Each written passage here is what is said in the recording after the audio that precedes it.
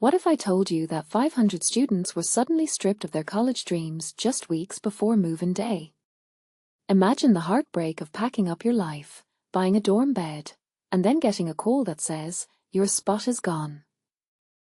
That's exactly what happened at Howard University, a school that's been a beacon for Black excellence since 1867. And honestly, this isn't just about missed tuition payments. It's a microcosm of a much bigger crisis facing Black students in America. Let me break this down for you. Howard isn't just any university. It's the Mecca for Black scholars, a place where icons like Toni Morrison and Magic Johnson once walked. For many students, especially those from underprivileged backgrounds, getting into Howard isn't just a college acceptance, it's a lifeline.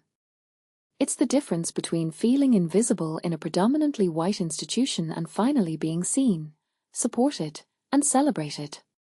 But now, hundreds of those students are left wondering, did I even deserve this chance?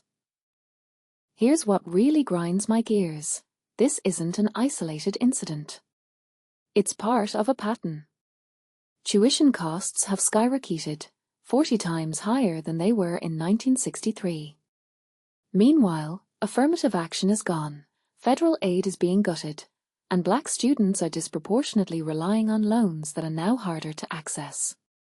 It's like a three-pronged attack on their future. And when you throw in the fact that Black youth already face the highest rates of disconnection in America, it's a recipe for disaster. These kids aren't just losing a college spot, they're losing a buffer against a system that's actively working against them. But here's what most people don't get. HBCUs like Howard aren't just schools. They're cultural sanctuaries. Think about it. These institutions were born out of resistance during the abolition movement, when Black people were fighting to read and write in a world that tried to keep them illiterate. Today, they're still fighting, but now the battle is economic and psychological. Studies show that 83% of HBCU students feel a strong sense of belonging, which directly correlates with better mental health.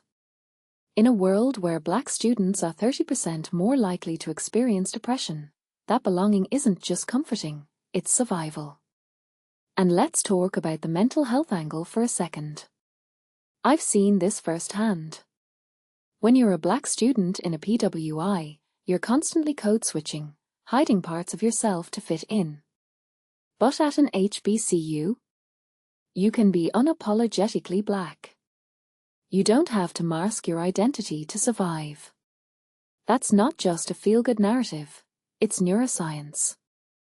Research shows that racial discrimination spikes anxiety and depression, but having a community that affirms your identity?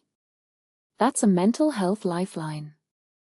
It's why HBCU grads are more likely to say their education supported their families, and why 45% of HBCU students report flourishing mental health compared to 36% nationally. But here's the kicker: the system is rigged. Even if you make it into an HBCU, you're still facing hurdles. Tuition hikes, financial aid cuts, and policies that target Black students specifically, like the Trump administration's loan restrictions, mean that the very institutions designed to uplift Black people are now being starved of resources. And when a school like Howard disenrolls students for non-payment, it's not just about money. It's about sending a message: you're not worthy of this opportunity unless you can afford it.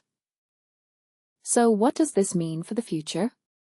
If we keep letting systemic inequities dictate who gets to dream big, we're dooming a generation. These students aren't just losing a chance at a degree, they're losing the chance to thrive in a space that was built for them. And if we don't fix this, we'll keep watching more Howard students get the boot, more Black youth fall into the neat trap, and more communities lose the leaders they need. The question is, do we finally start fighting for these institutions, or will we let them disappear like so many other pieces of Black history?